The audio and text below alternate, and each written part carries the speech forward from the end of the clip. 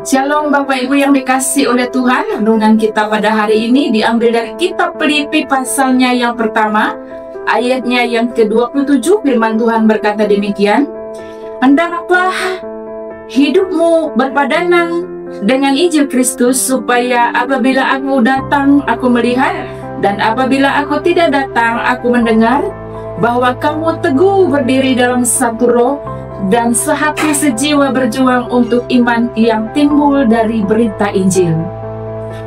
Menjalani kehidupan sebagai orang percaya yang berpadanan dengan Injil Kristus tidaklah gampang, karena berpadanan dengan Injil Kristus harus selaras dan dapat diteladani seperti Yesus.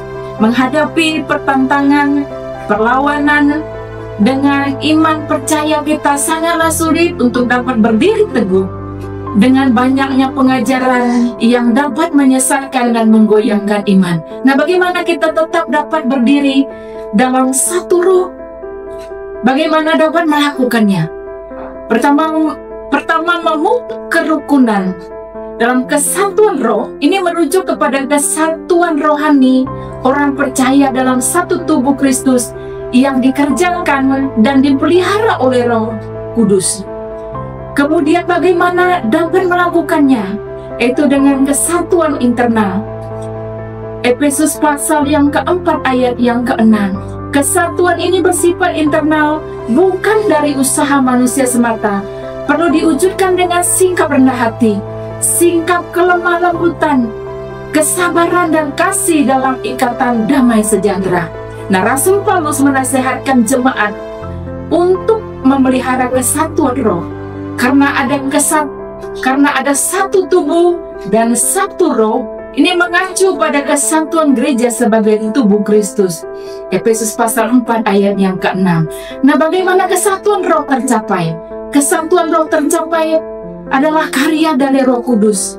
Kesatuan roh adalah anugerah Allah yang diciptakan dan dipelihara oleh Roh Kudus dalam diri orang percaya.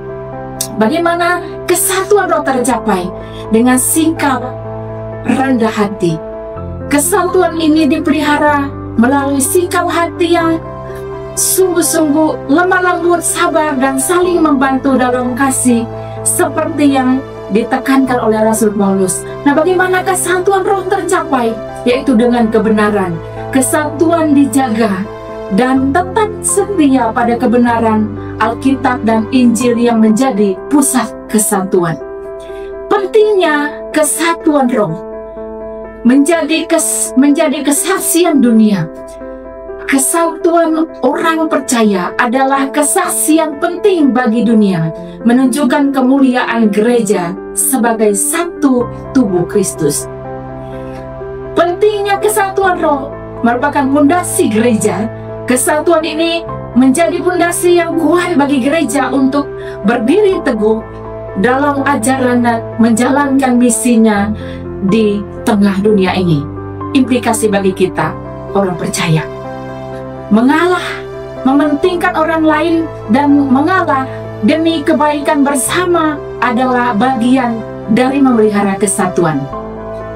Saling mengasihi dan mengampuni adalah bagian dari memelihara kesatuan dalam satu roh. Menolak pemecah belah, sikap seperti kepahitan, kegaraman, pertikaian, fitnah harus dibuang dari kehidupan orang percaya agar tidak mendukakan Roh Kudus dan merusak kesatuan. Tujuan daripada Rasul Paulus memperingatkan kepada kita adalah berdiri teguh dalam satu roh, supaya apabila aku datang aku melihat, dan apabila aku tidak datang aku mendengar, bahwa kamu teguh berdiri dalam satu roh. Kesimpulan kita, tetap memelihara kesatuan dalam tubuh Kristus, memelihara iman, percaya kepada Yesus Kristus, memiliki sikap yang berpadanan dengan Injil Kristus, dan serahkan hidupmu kepada Roh Kudus. Berdiri teguh dalam satu roh sampai Tuhan Yesus datang. Amin.